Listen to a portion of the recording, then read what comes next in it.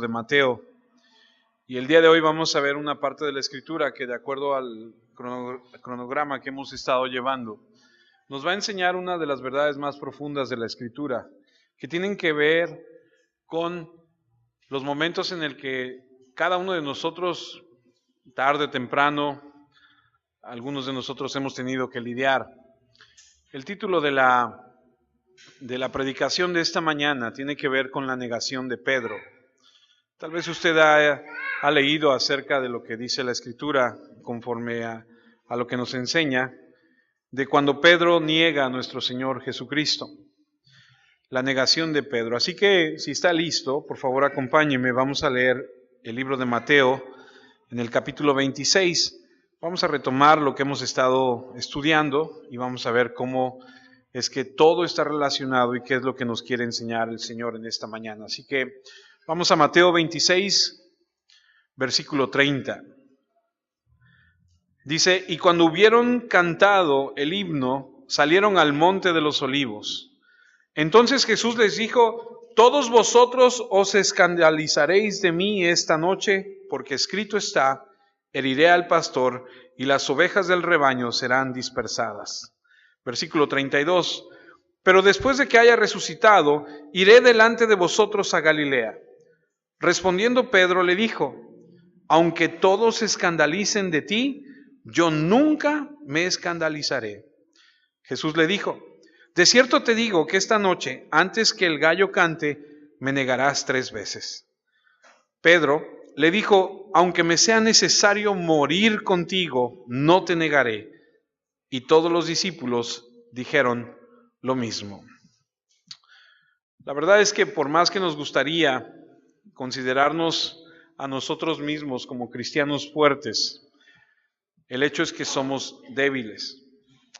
Quisiera pensar que nunca podríamos quedar atrapados en una situación en la que negáramos a nuestro Señor, donde negáramos su palabra, en la que nos sintiéramos avergonzados de llamarle por su nombre o de asociarnos con Él, pero la verdad es que en alguna ocasión estaremos atrapados o hemos estado atrapados en algún punto, en algún ambiente de injusticia, a donde teniendo que decir, no dijimos nada. Hay tiempo donde hemos pasado y hay oportunidades que debimos hablar de Cristo y no hablamos. Hay momentos en el que alguien nos identifica como cristianos y rechazamos esa identificación por miedo a la presión social o por miedo al rechazo. Hay ocasiones en que debemos ser valientes por la causa de Cristo y somos todo menos valientes. Hay momentos en que simplemente nos retiramos de la identificación con Cristo que deberíamos tener. Hay momentos que como discípulos desertamos, nos retiramos por la razón que sea, vergüenza, por la razón que sea. Preferimos no identificarnos con Jesucristo, simplemente no queremos dar un paso y mantenernos firmes. Y eso fue lo que pasó con los discípulos de Jesús. Y esta mañana es lo que vamos a ver a través de la enseñanza de Jesucristo. Nos va a enseñar una lección que aplicó en la vida de ellos, pero que también aplica en nuestra vida. Porque si tú lo piensas por un minuto, si no te ha pasado, puede ser que te suceda en algún momento en la vida. A donde tú tienes que identificarte, a donde tú tienes que sacar tu credencial, a donde tú tienes que decir: discúlpame, yo no estoy de acuerdo, discúlpame, yo no puedo hacer esto, porque mis principios, mis convicciones me dictan que eso está mal. ¿Por qué? Porque yo he creído en el Dios de la Biblia, en Jesucristo su Hijo, que es mi Salvador y mi Señor. Es una lección que también es para nosotros. Y Él predice que lo negarán. Y eso es exactamente lo que sucedió. Y fue exactamente como Él predijo. Es una lección profunda e inolvidable para ellos que los marcará por el resto de sus vidas. Y de todas las cosas que Jesús pudo haberles dicho, de todas las cosas sobre las que Él pudo haberles advertido, de todos los temas que Él pudo haberles planteado sobre el futuro, elige sacar a relucir el hecho de que todos van a dejarlo. Mateo, inspirado obviamente por el Espíritu Santo, elige colocar esta historia en medio de este capítulo sobre la preparación de la cruz, porque es una lección monumental para aprender. Y sí, como nuestro Señor ha planeado, los discípulos deben llevar el mensaje al resto del mundo, ser fuertes. Pero el primer punto, antes de que tú seas fuerte, es que reconozcas qué tan débil eres.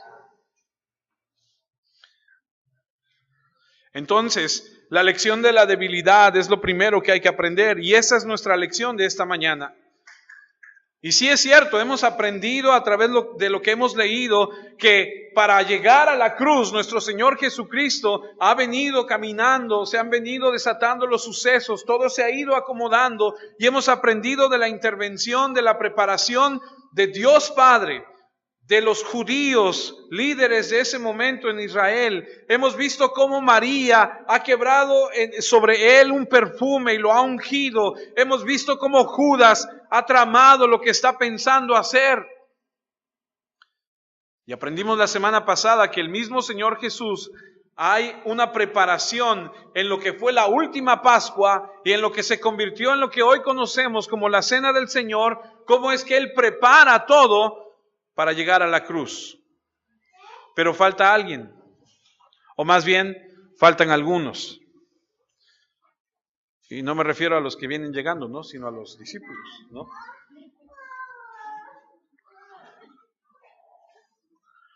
Hemos visto como Dios Padre, los líderes, Judas, María, el mismo Jesús, está acomodando todo y todo se va dando para que lleguemos a la cruz.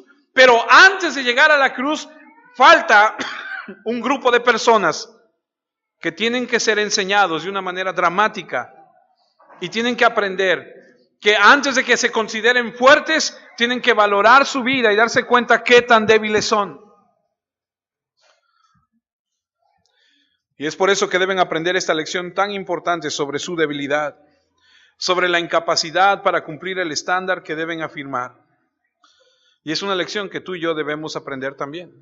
¿Cuántos de los que estamos aquí, en algún momento, y no me lo tiene que responder, solamente piénselo, en algún momento de su vida le ha hecho una promesa a Dios, en algún tiempo de su vida, en alguna situación tan difícil, y le ha dicho: Señor, si tan solo tú me ayudas, yo te prometo que voy a hacer tal cosa? Y le ha fallado. Yo me atrevo a decir que todos, porque somos débiles.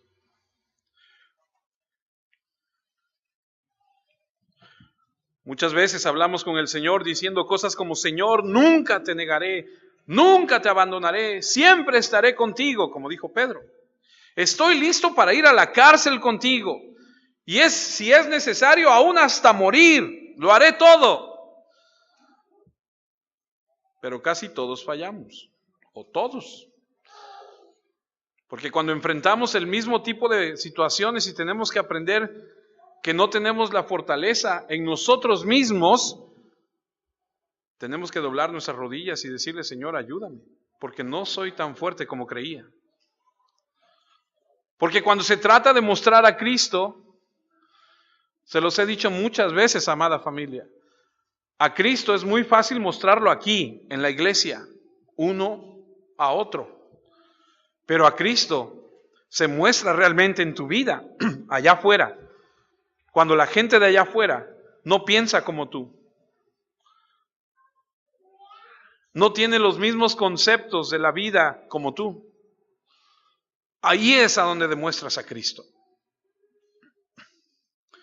Y ahí es a donde a veces lo negamos también. Debemos reconocer nuestra debilidad y depender de Dios. Si creemos que podemos hacerlo en nuestras propias fuerzas, vamos a fracasar. Por eso es que Mateo 26, versículo 34 y 35, dice: Jesús le dijo: de cierto te digo que esta noche, antes que el gallo cante, me negarás 3 veces. Y Pedro le dijo: aunque me sea necesario morir contigo, no te negaré. Y todos los discípulos dijeron lo mismo. ¿Ven? A todos nos gustaría afirmar sobre la base de nuestra propia fuerza, en un sentido de compromiso, poder decir, sí, no lo dejaremos, haremos todo lo posible.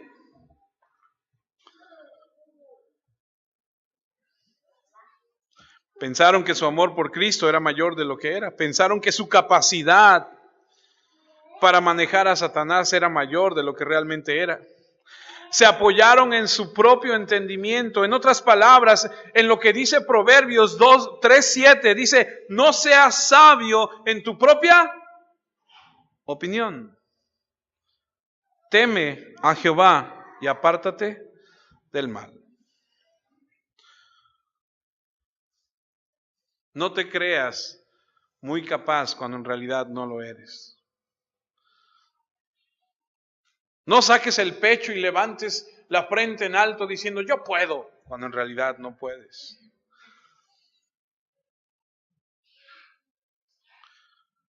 Hace unos días tuve una experiencia bastante fuerte en el trabajo en el que estoy actualmente. Algo que no había vivido en muchos años. A donde se te confronta, a donde se te dicen las cosas y tú sabes que lo que están diciendo no es así, no es verdad. Y yo sabía a lo que iba porque me mandaron a traer. Y sentado afuera de una oficina antes de entrar, oraba y yo decía, Señor, tú sabes la situación. Tomé el teléfono y usted sabe que ahora en los teléfonos pues uno puede traer su Biblia. Y abrí el versículo del día y decía, no te dejes vencer por lo malo. No dejes que Satanás gane. Y entonces entro al lugar y pasa toda la situación. Y digo, Señor, si tú no estuvieses conmigo, mi carne saldría a flote y mi temperamento explotaría y diría cosas que no, de las que después me puedo arrepentir. Usted sabe lo que es eso. Cuando estás en una situación a donde dices, no, yo me voy a defender. Pero ¿qué ganas de eso? Debemos depender del Señor y no creer que nosotros podemos. Es Él el que hace la obra, es Él el que nos lleva. Cuando llegó el momento de tener que tomar esa posición, cuando Cristo fue cautivo en el jardín, dice Mateo 26:56, que ellos por pensar que ellos podían en sus fuerzas, mas todo esto sucede para que se cumplan las escrituras de los profetas. Entonces, dice, todos los discípulos, dejándole, huyeron. Así que todo lo que prometieron, todo lo dicho por Pedro y luego afirmado por todos los demás, no fue más que palabras vacías, porque se esforzaban por mantenerse en sus propias fuerzas. Así que Jesús aquí, como parte de la preparación de su cruz, está enseñando a los discípulos una lección de fortalecimiento, advirtiéndoles sobre la insuficiencia de la fortaleza humana, la insuficiencia de uno mismo en la guerra espiritual. Ningún cristiano está exento de las pruebas, amados hermanos, que pueden hacernos avergonzarnos de Cristo. Pablo le escribe en 2 de Timoteo, en el capítulo 1, versículo 7, lo siguiente, 2 de Timoteo 1:7, porque no nos ha dado Dios espíritu de cobardía, sino de poder, de amor y de dominio propio. Imagínense a Pablo teniendo que hablar con Timoteo y decirle, no te avergüences de Jesucristo, Timoteo.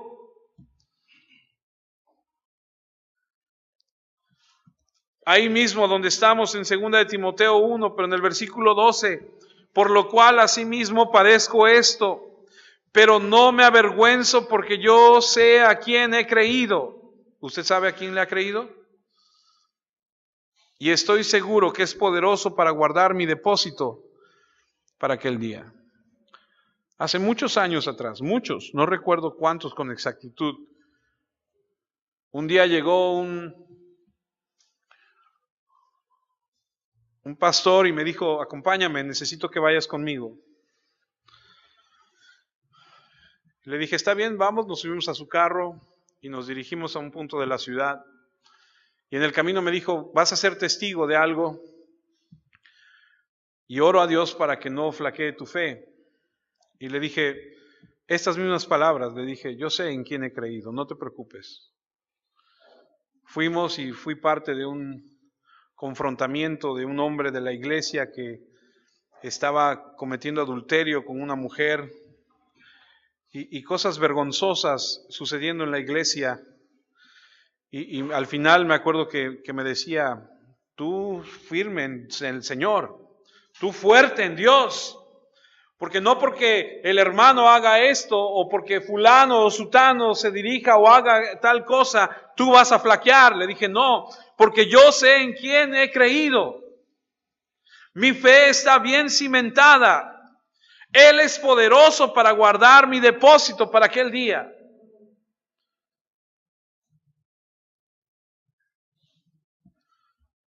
Pero no podemos andar confiando en nuestras fuerzas. Romanos 1:16, el mismo Pablo. Porque no me avergüenzo del Evangelio, porque es ¿qué? Poder de Dios para salvación a todo aquel que cree. Al judío primeramente y también al griego. No hay lugar en la vida de un creyente para la vergüenza con respecto a Cristo. No hay lugar para la deserción, para echarnos para atrás. Ahí mismo en el libro de Romanos, en el capítulo 9, versículo 33, como está escrito, he aquí pongo en Sión piedra de tropiezo y roca de caída, y el que creyere en él no será avergonzado. ¿Has creído en Jesucristo? ¿Crees que Él es el Señor de tu vida? Entonces no serás avergonzado si depositas tu fe en Él. Pero si andas por la vida creyendo que con tus fuerzas, en tus capacidades, en tus talentos, vas a lograrlo, no vas a poder. Porque la gloria solamente es para Dios. No es para ti, amado hermano, ni para mí. Soli Deo gloria significa solo a Dios la gloria. Que la gente cuando diga, oye, qué bárbaro, qué manera de manejar la situación, oye, qué bien te comportas, qué bien respondiste, oye, yo no lo hubiera logrado, tú, qué barbaridad. Tú digas, oh, es que no sabes con quién hablas. No. Ahí es el momento para decir, yo tengo a alguien en mi vida que ha hecho un cambio profundo y significativo en mí. Se llama Jesucristo, Señor de señores y Rey de reyes. Marcos, capítulo 8, versículo 38. Porque el que se avergüence de mí y de mis palabras en esta generación adúltera y pecadora, el Hijo del Hombre se avergonzará también de él cuando venga en la gloria de su Padre con los santos ángeles. Son los incrédulos quienes se avergüenzan de Cristo, no los creyentes. Y sin embargo, a veces bajo presión, somos desleales, desertamos, somos infieles. Si bien es cierto que a lo mejor no decimos con nuestra palabra negar a Cristo, sí con nuestras acciones.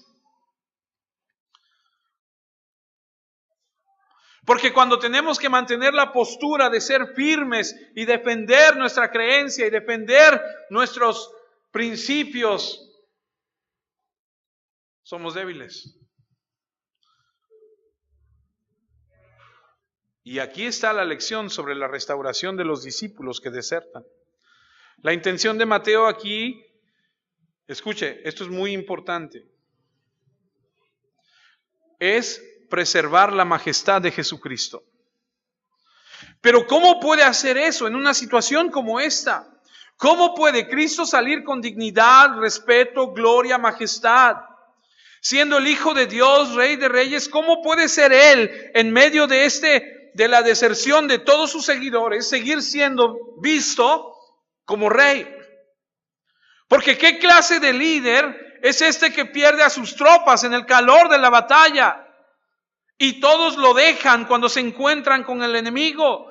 ¿Qué clase de líder es aquel que no tiene control sobre los tuyos? ¿Acaso se equivocó y eligió mal a los seguidores? En otras palabras, podría ser algo muy degradante para Cristo, algo que debilite su majestuosidad, su esplendor. Pero no es así. Porque Mateo, bajo la inspiración del Espíritu Santo, lo resuelve. De modo que exalta a Jesucristo en contraste con los discípulos que lo desertan. Y eso vamos a aprender esta mañana. Recuerda que estamos a unas horas de la crucifixión, de la conclusión del ministerio de Jesucristo como hombre aquí en la tierra. Este es el clímax de la historia redentora, el mejor momento.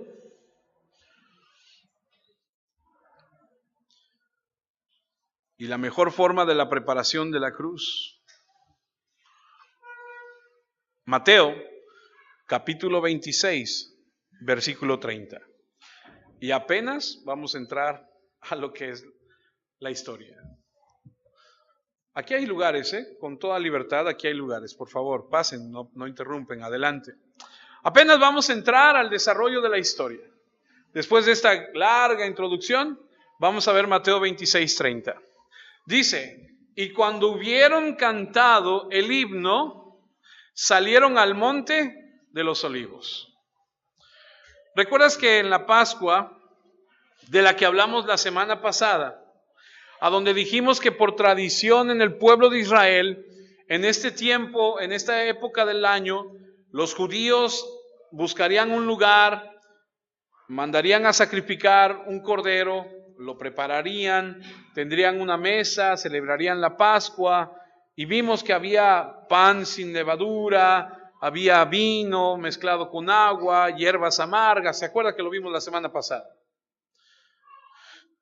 Cuando leemos en Mateo 26:30 que hubieron cantado el himno, salieron al monte de los olivos, entendemos que el contexto de esta escritura nos ha narrado Mateo que la cena está terminando.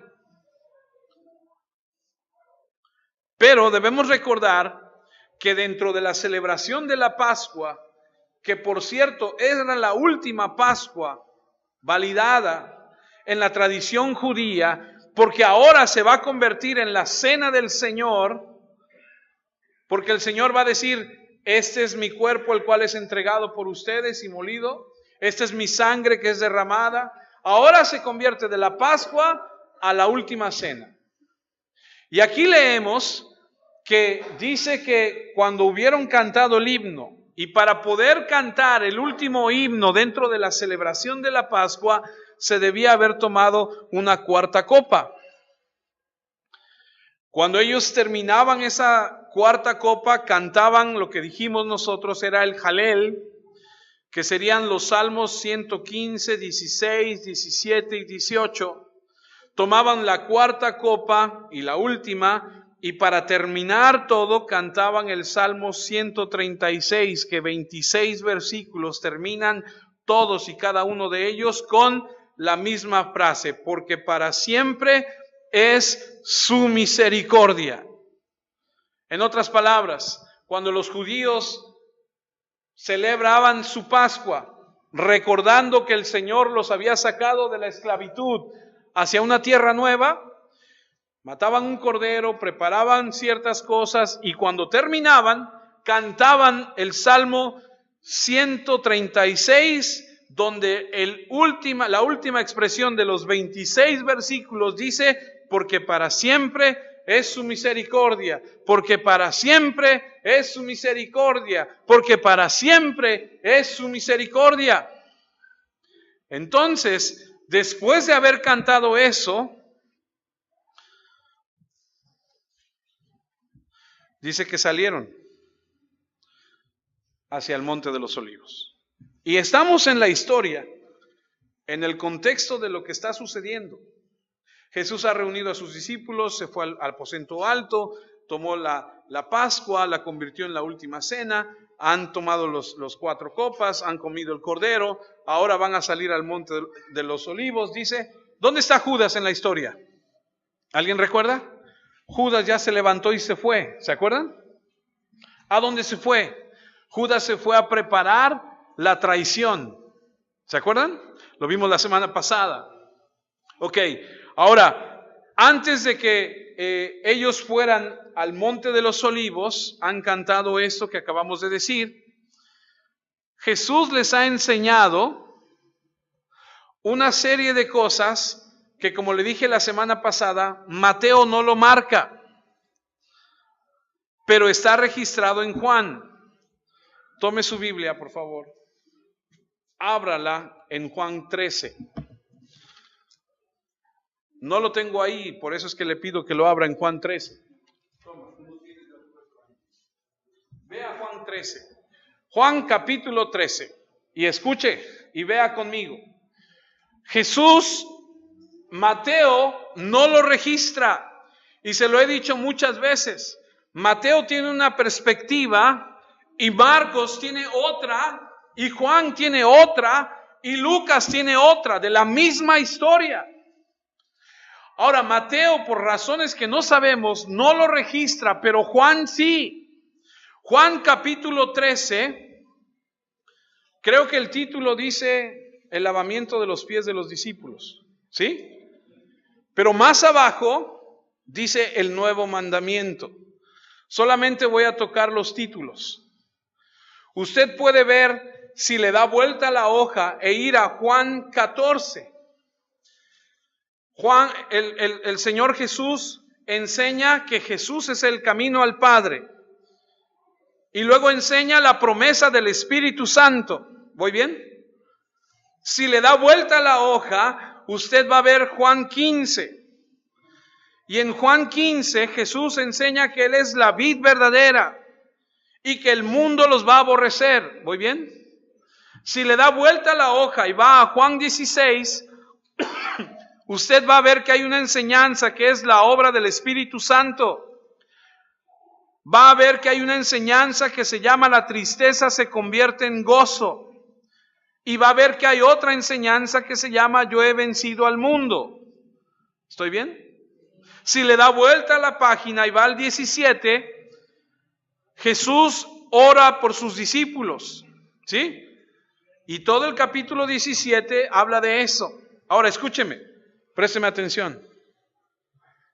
Jesús del capítulo 13 al 17 ha enseñado a sus discípulos todo esto. ¿Dónde? Dele vuelta a la página, lea conmigo Juan 18:1. Habiendo dicho Jesús estas cosas, ¿qué? Todo lo que acabamos de ver, la enseñanza del Espíritu Santo, que Él es la vid, de todo, la oración por sus discípulos, todo, 13, 14, 15, 16, 17. Y en el 18, habiendo dicho Jesús estas cosas, salió con sus discípulos al otro lado del torrente del Cedrón, donde había un huerto en el cual entró con sus... ¿Sabes qué es eso? Es el Monte de los Olivos, a donde lo van a apresar, donde lo van a arrestar. Entonces, tú te das cuenta que Mateo omite todo lo que acabamos de leer en Juan, por razones que no sabemos. Pero Juan sí las registra. ¿Por qué es importante esto, amados? Porque ahora sabemos que el Señor no salió de la habitación superior del aposento alto hasta que había enseñado Juan 13, 14, 15, 16 y 17. ¿Judas está ahí? No, ya no. Judas, ¿se acuerdan que Jesús le dijo, haz lo que tengas que hacer? Ya, apresúrate. Y dice la Escritura que se levanta y se va a preparar la traición. Y una vez que ya no está Judas, empieza la lección.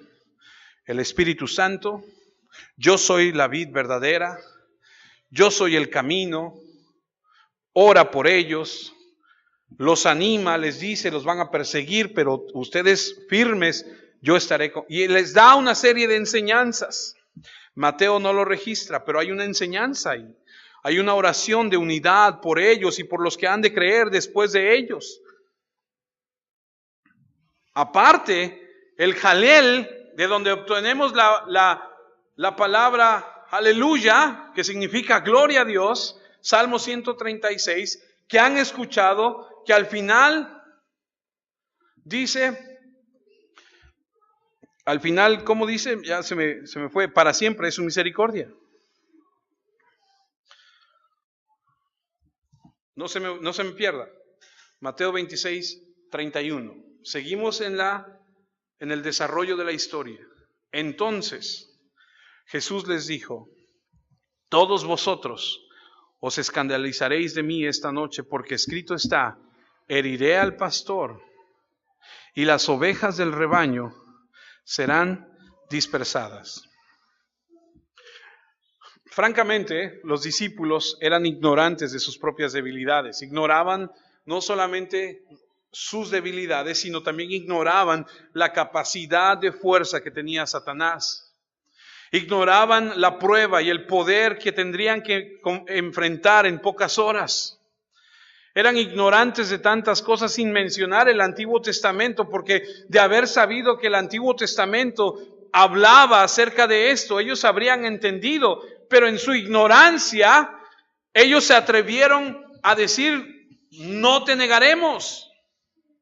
Es decir, Mateo 26, 34 y 35, Jesús les dijo, de cierto te digo que esta noche antes que el gallo cante me negarás 3 veces. Y Pedro le dice, aunque me sea necesario morir contigo, no te negaré. Y todos los discípulos dijeron lo mismo. Pero Jesús sabía que se ofenderían y que serían por él.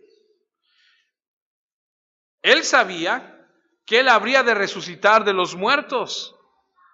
Él sabía que los volvería a encontrar en Galilea. Pero ellos no.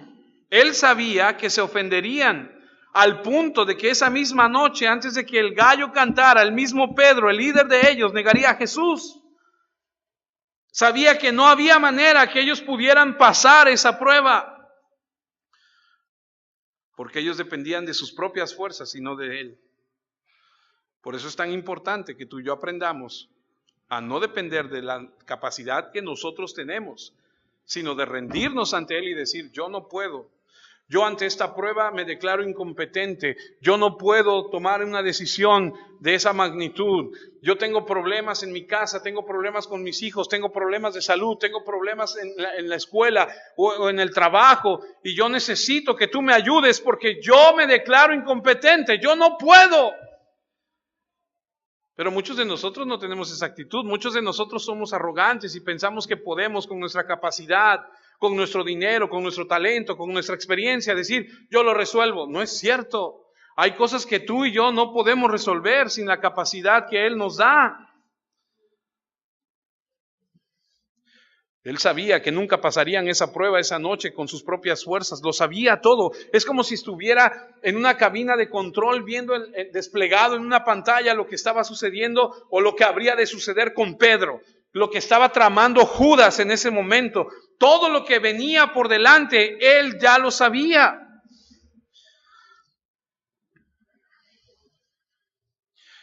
Él lo podía ver todo. Podía ver a los soldados reuniéndose, juntándose con los líderes religiosos, viniendo hacia él con garrotes, espadas, antorchas. Por eso la Biblia dice en un momento donde él está con sus discípulos, él dice, ha llegado el momento. Y se adelanta. Y los demás dicen, ¿cómo? ¿A dónde va? Y en ese momento aparecen todos los soldados y aparecen todos los líderes que van con esos soldados. Él sabe cuando ya vienen y se adelanta. Eso lo veremos después.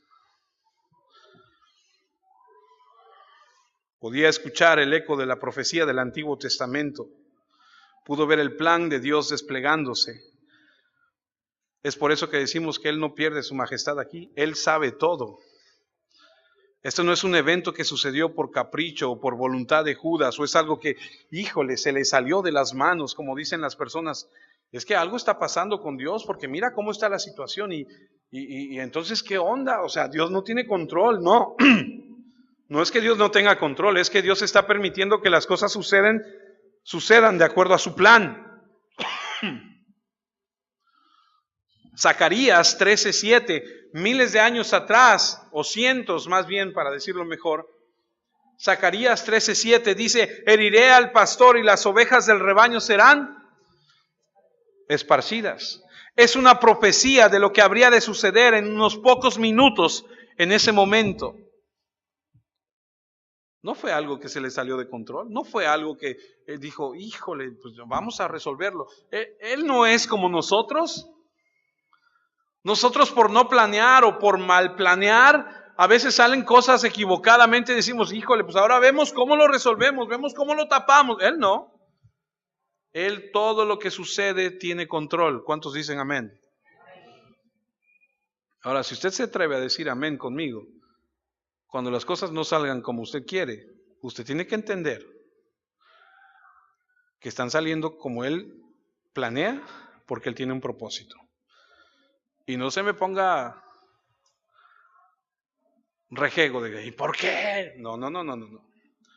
Si usted dice, Señor, yo creo que tú tienes control, si las cosas no salen como tú quieres, entonces no te pongas rebelde, más bien humíllate y di, yo no sé por qué, pero tú sí, y yo confío en ti.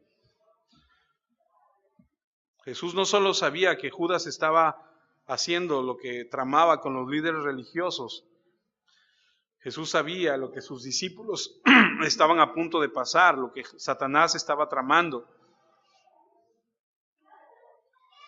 Y todo estaba a punto de suceder esa noche. Los soldados, los líderes, sabía que a través de un beso vendría la traición, sabía que los discípulos iban a huir. Me encanta porque Jesús no solamente sabe el presente, sabe el futuro también. Hay una parte en la Escritura que me puede encantar, que dice que Dios sabe el final desde el principio. Y eso me llena de certeza, de saber que en el que yo he confiado, sabe lo que ha de suceder. Por eso cuando salgo por las mañanas, porque no sé si a ti te pase, pero cuando despiertas por las mañanas, yo lo primero que digo es, Señor, gracias por un nuevo día. Pero no estoy cierto si lo voy a acabar ese día. Porque el hecho de que nos levantemos, despertemos un día, no quiere decir que vamos a llegar a la noche. ¿Estás de acuerdo? Porque cuando despierto por las mañanas y le digo, Señor, gracias por la vida de mi esposa, de mis hijos, de mis nietos, aunque no los veo, aunque no están ahí conmigo, yo te agradezco por sus vidas. No sé si vamos a acabar el día, pero te agradezco porque pase lo que pase, tú tienes el control y tú eres Dios.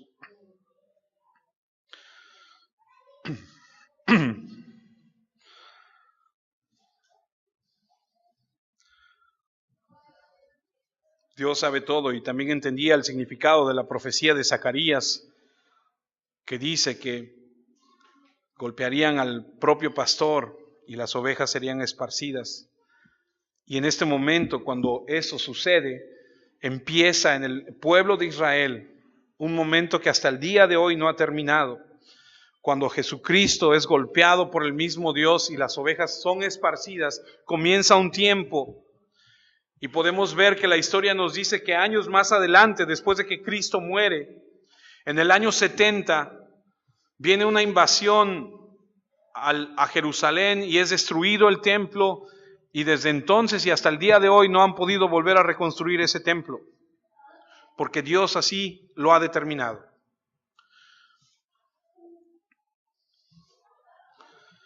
Es como si hubiese comenzado una primera fase de todo esto que viene hacia ellos cuando los discípulos salen huyendo. La nación empieza a desintegrarse y es como la primera fase de lo que el Señor está por aplicar y comienza con sus propios discípulos que van a ser dispersados.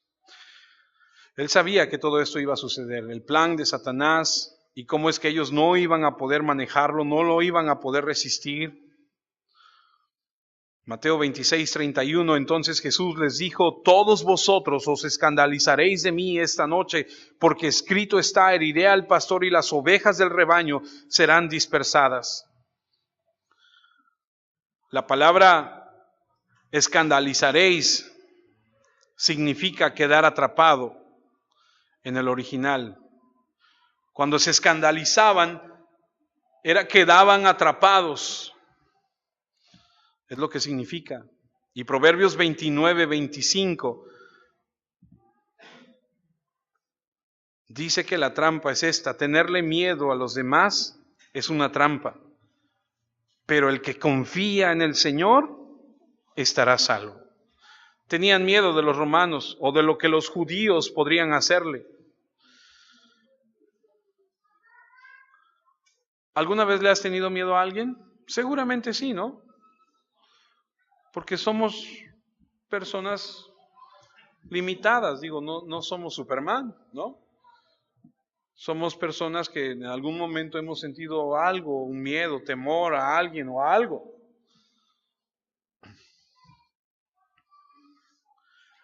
Los discípulos, cuando vieron en Mateo 26:55, en aquella hora dijo Jesús a la gente: ¿como contra un ladrón habéis salido con espadas y con palos para prenderme?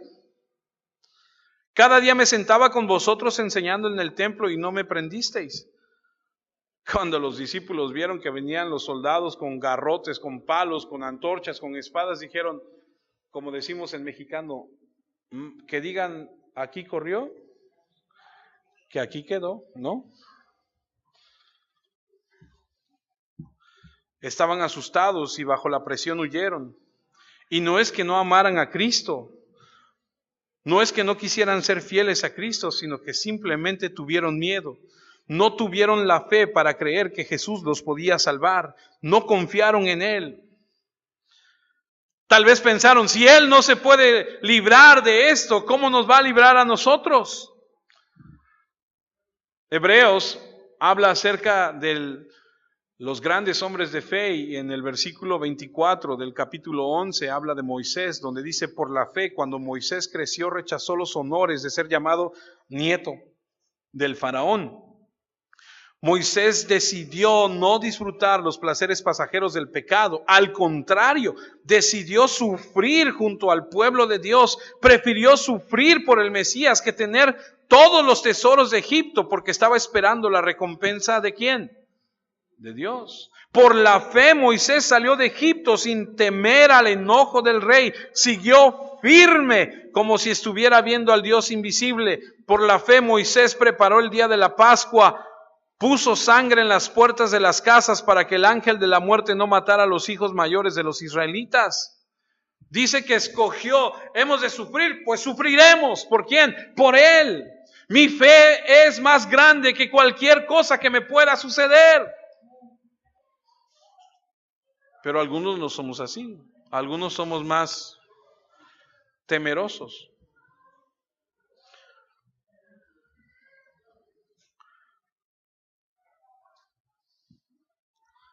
Algunos de nosotros, cuando hay presión, huimos.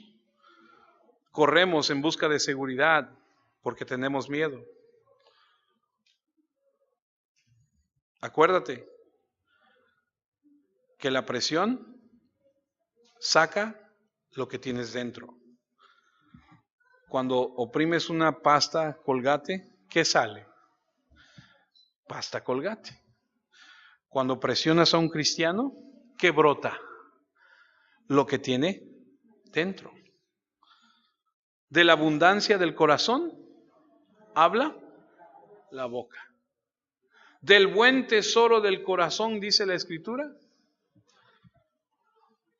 Cuando pasas y te pegas, ¡oh!, lo primero que brota es el reflejo de lo que hay adentro.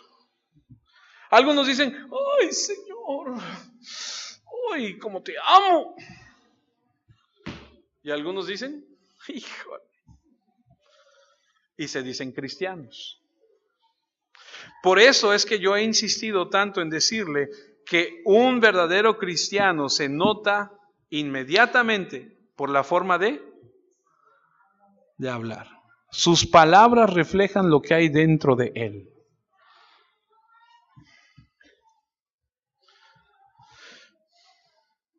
Vemos la cobardía de los discípulos, pero vemos el perfecto coraje, garra del Señor Jesucristo yendo hacia la cruz.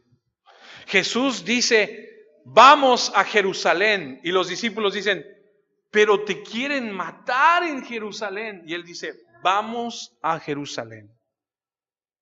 No huye. Él va hacia lo que Él sabe que tiene que ir.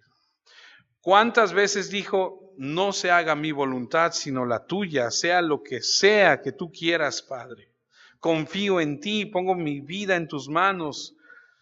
Ellos no pueden hacerlo. Yo leo eso y yo digo, híjole, yo muchas veces le he dicho a Dios, hágase tu voluntad y no la mía. Y de repente digo, ay Dios, ¿para qué digo esas cosas? ¿No? Ellos no lo pueden hacer, son cobardes. Y podemos ver el valor de Cristo, que es increíble, que va hacia la cruz para cargar el pecado tuyo y mío. A pesar de que Él nunca pecó, Él va a llevar el pecado de todo el mundo, va a ser maltratado, se van a burlar de Él, le van a escupir. Todo eso le sucedió a Cristo. Y sin embargo, sabiendo todo lo que ha de suceder, Él toma el valor, el coraje y va hacia eso. ¿Por qué? Porque su confianza está basada en lo que el Padre le ha dicho que ha de suceder. Algo muy superior a lo que los discípulos saben y conocen. Mateo 26:32, pero después de que haya resucitado iré delante de vosotros a Galilea. Y el Señor enfrentó la muerte con tremendo valor, porque sabía que tenía el poder sobre la muerte. Por eso Pablo escribe en Romanos, versículo 4 del capítulo 6, dice, porque somos sepultados juntamente con Él para muerte por el bautismo, a fin de que como Cristo resucitó de los muertos por la gloria del Padre, así también nosotros andemos en vida nueva. Y ya se los había dicho en Mateo 16, 17 y 20, debo ser crucificado y debo morir, me levantaré en 3 días. En Hebreos dice que vino a conquistar la muerte, que había mantenido a los hombres cautivos. Vino a destruir aquel que tenía el poder de la muerte, que es Satanás. El poder de Cristo fue tan grande que enfrentó a la cruz porque sabía que podía vencer la muerte.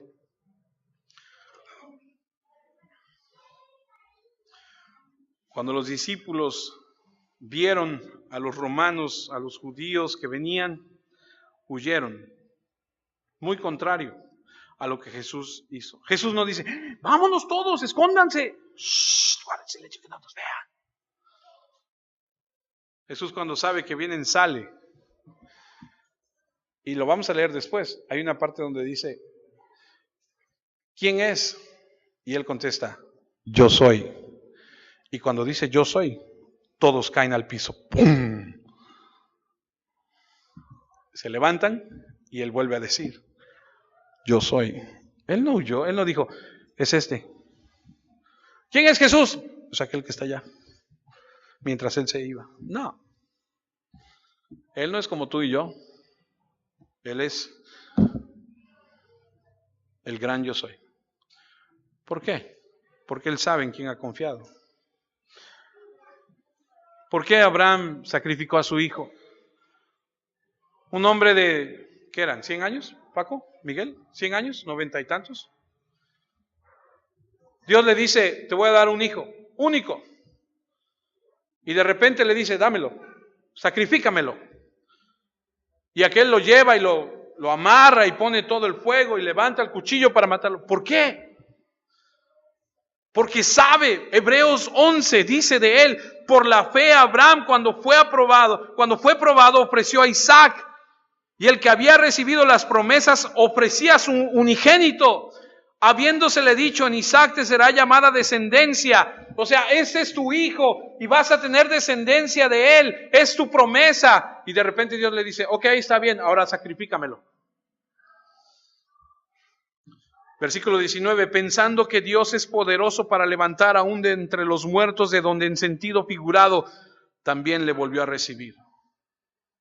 Tú me lo diste, ¿lo quieres? Ahí está. ¿Quieres que lo mate? Lo mato. Porque tengo tanta fe en ti que sé que lo puedes levantar de los muertos.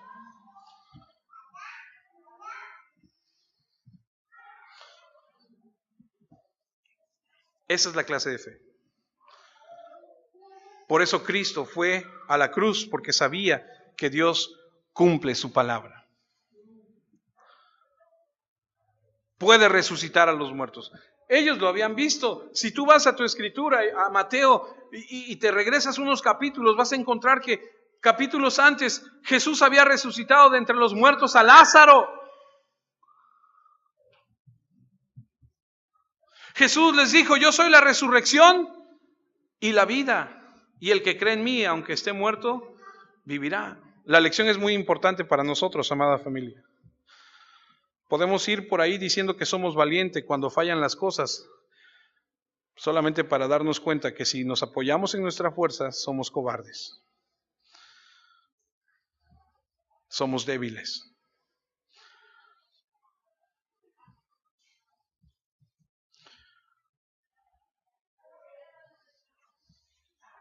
Hasta que aprendamos la lección de nuestra propia debilidad.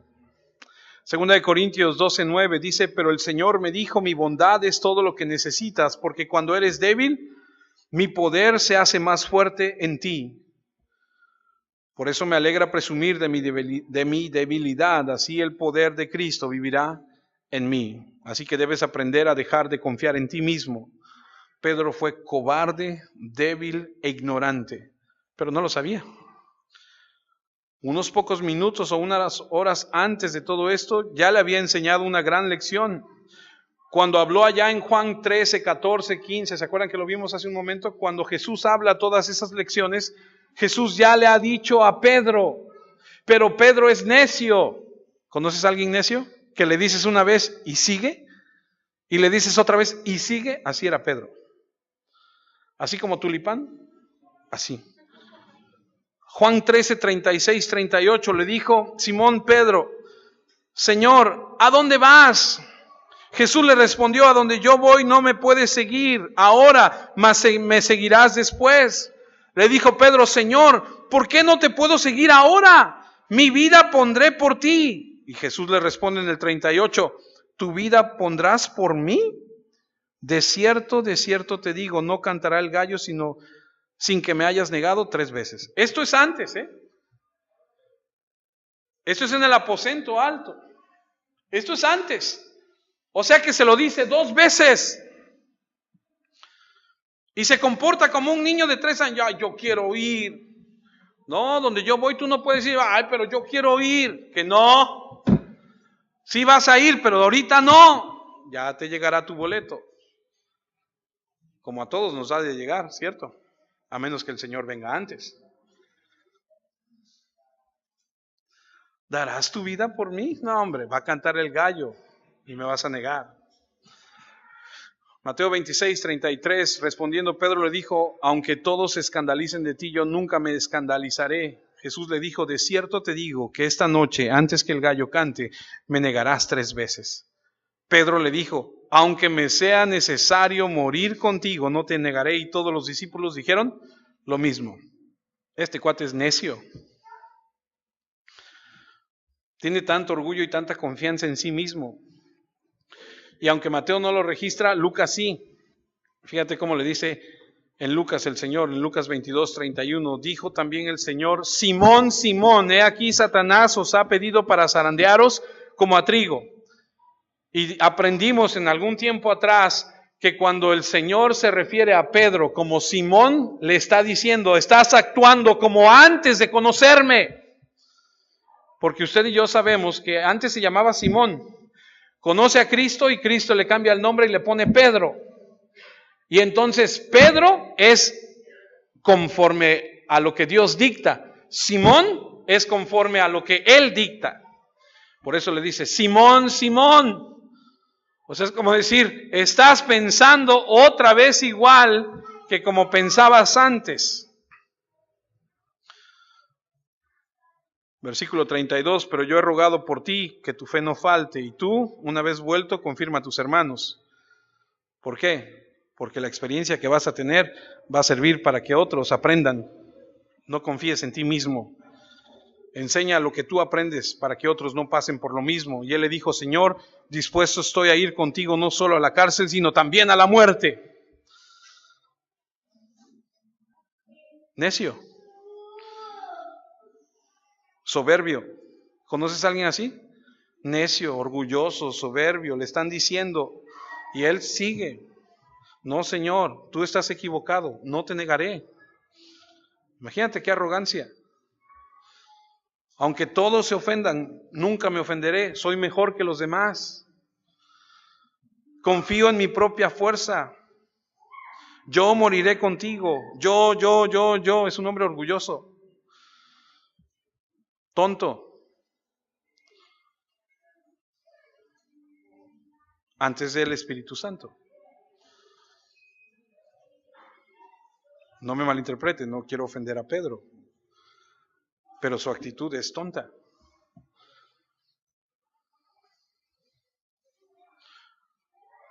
El tonto orgullo de los hombres, lo vemos, y la majestad de la humildad de Jesucristo, que decididamente, voluntariamente va a la cruz para morir y derramar su sangre por los discípulos inexpertos, cobardes, débiles, orgullosos, que lo van a abandonar. Increíble.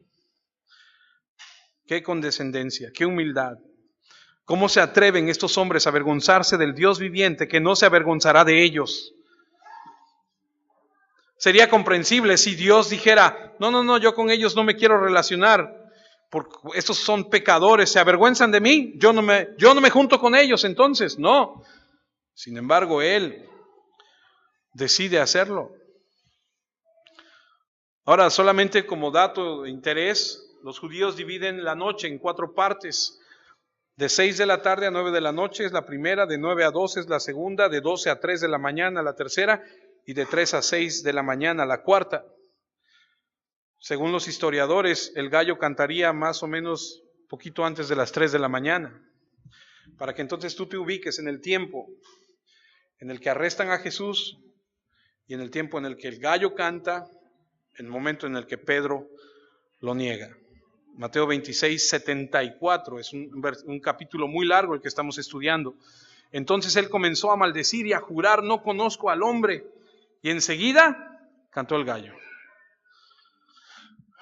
No es suficiente negar a Cristo, él comienza a maldecir. Imagínate a qué grado. Haber sido de allá de tu tierra, brother. De allá de por Samaloapan. De Alvarado, donde sacan al diablo a groserías.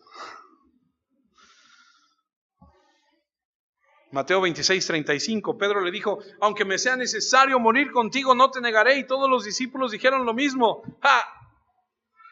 Qué bonito sentimiento, qué buen pensamiento, pero solo es aire caliente. Muchas palabras, mucha emoción. ¿Cuántos aman a Cristo? Nosotros. ¿Cuántos van al cielo? ¡Ay! ¿Los ha visto? ¿Los conoce? Yo sí. Pero van allá afuera. Da vergüenza que digan lo que... Puedes decir muchas cosas, pero no lo vives. Lucas 22, 61 y 62. Entonces, vuelto el Señor, miró a Pedro y Pedro se acordó de la palabra del Señor que le había dicho, antes que el gallo cante me negarás 3 veces. Y Pedro saliendo fuera lloró amargamente. ¿Cómo no? Imagínate. De repente el Señor voltea y sin decirle nada. ¿Has experimentado eso? Cuando de repente alguien voltea a verte así te dice, y con la mirada te está diciendo, ¿no que no? Te lo dije, ¿no? Y Pedro se quiebra y dice que llora amargamente. Mateo 26, 32, pero después de que haya resucitado, iré delante de vosotros a Galilea. Y esto nos lleva a un contraste final entre el abandonar y la restauración. A pesar de todo lo que hicieron de abandonar al Señor, a pesar de las maldiciones, la negación, la huida, el abandono, Él en su amor misericordioso los va a restaurar. Eso me encanta. Porque han escuchado cuando toman la última copa, la ponen y se van al monte, a donde Jesús va a ser arrestado. Lo último que leyeron fue: y para siempre es su misericordia. No son dignos de nada. Pero dime, ¿quién es digno de algo? Nadie. Solamente es por su misericordia. Y les dice: los voy a ver en Galilea. ¿Y sabes qué significa eso? A pesar de que huyas, estás dentro de los planes. Y mira lo que dice Marcos 16. Esta es una de mis favoritas. Esto fue con lo que Dios me enganchó, me enamoró, me puede encantar. Marcos 16:1. Cuando pasó el día de reposo, María Magdalena, María la madre de Jacobo y Salomé compraron especies aromáticas para ir a ungirle. Y muy de mañana, el primer día de la semana, vinieron al sepulcro, ya ha salido el sol, pero decían entre sí: ¿quién nos removerá la piedra de la entrada del sepulcro?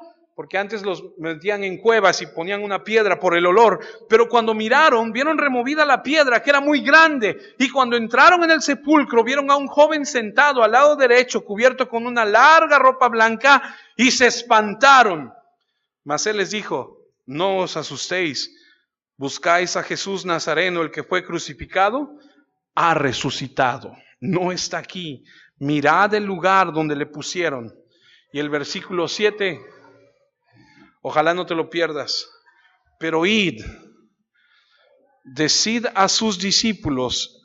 ¿Y a quién?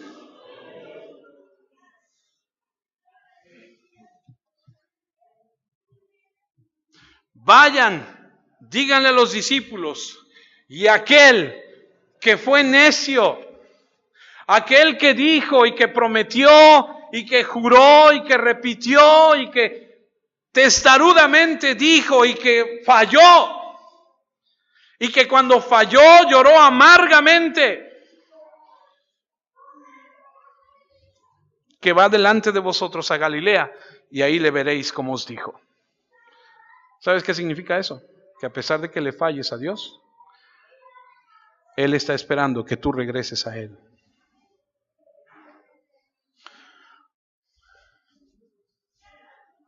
Así que cobra ánimo, hermano. Tú puedes leer después en Juan 21 que Jesús le pregunta a Pedro: ¿me amas? ¿Me amas? ¿Me amas 3 veces? Y él le dice: tú sabes todo. Tú sabes que yo te amo. ¿Qué me dice eso? Que podemos desampararlo, pero bajo ninguna circunstancia, nunca Él nos va a desamparar a nosotros. ¿Cuántos dicen amén? Jesús dice: sin mí nada podéis hacer.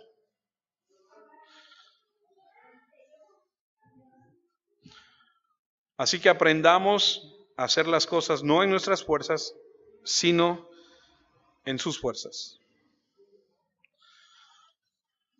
Termino. Una vez que ellos recibieron al Espíritu Santo y que experimentaron todo esto, la Biblia marca en el capítulo 5 del libro de Hechos, en el versículo 40, lo siguiente: y convinieron con él, y llamando a los discípulos después de azotarlos, les intimaron que no hablasen en el nombre de Jesús, y los pusieron en libertad. Y ellos salieron de la presencia del concilio, gozosos de haber sido tenidos por dignos de padecer afrenta por causa del nombre. Les acababan de dar una golpiza y les habían dicho: se me callan, dejan de predicar a ese Jesús y váyanse. Y estos, en lugar de salir todos, salieron gozosos diciendo: nos golpearon por causa de Él. Y todos los días en el templo y por las casas no cesaban de enseñar y predicar a Jesucristo. En lugar de amedrentarse, de espantarse, de huir, de decir, no, yo zafo, ahí muere ya, yo creí que era otra cosa, pero eso que nos anden golpeando como que, no, la verdad, no, yo pensé que era amor y paz y todo gozo y aleluya y gloria a Dios y amén, no, pero que me golpeen, no. Y así vemos el mismo grupo que acabamos de ver en Mateo 26. ¿Aprendieron la lección? Claro que sí. La diferencia, el Espíritu Santo. Una lección poderosa de su propia debilidad. Creo que cuando Jesús se levantó de entre los muertos y ellos lo vieron, creo que comprendieron y dijeron, entonces aunque muera, Él ha de resucitarnos. ¿Has leído esa escritura que dice, oh muerte, ¿dónde está tu aguijón? ¿Dónde está tu victoria? Porque aunque tú y yo tengamos que morir, el que tiene al Hijo tiene la vida. El que no tiene al Hijo no tiene la vida. Así diga que es cristiano, así diga lo que diga. No se trata de decir, sino de actuar y de reflejar. No será hasta que hayamos sido restaurados por su gracia, por su amor, que saldremos a conquistar las cosas que nos vengan en el futuro. No sé qué depara para ti o para mí en el futuro, pero si puedes aprender a confiar en Él, si puedes rendir tu vida a Él, si confías en Él, no serás avergonzado. Amén. Oremos. Señor, damos gracias. Damos gracias por tu palabra. Damos gracias por estar juntos, por tu poder, por tu enseñanza. Oramos, Señor, porque cada uno de nosotros atesore tu palabra en nuestros corazones y porque venga un cambio profundo y real a nuestra vida. Te agradezco por cada uno de mis hermanos, por sus vidas. Te pido por la situación que viven. No sé qué es, no sé en qué está pasando en ellos, pero tú sí. Te pido por sus matrimonios. Te pido, Señor, por sus vidas, su salud, por sus familias, sus hijos, sus nietos. Ayúdalos, su economía, por todo lo que viven. Que aprendamos a depender de ti y no de nosotros, ni de nuestra fuerza, ni de nuestra capacidad, ni de nuestro dinero, ni nada de eso, sino en ti, en Cristo Jesús, para que a ti sea la gloria y la honra. Amén, Señor. Amén.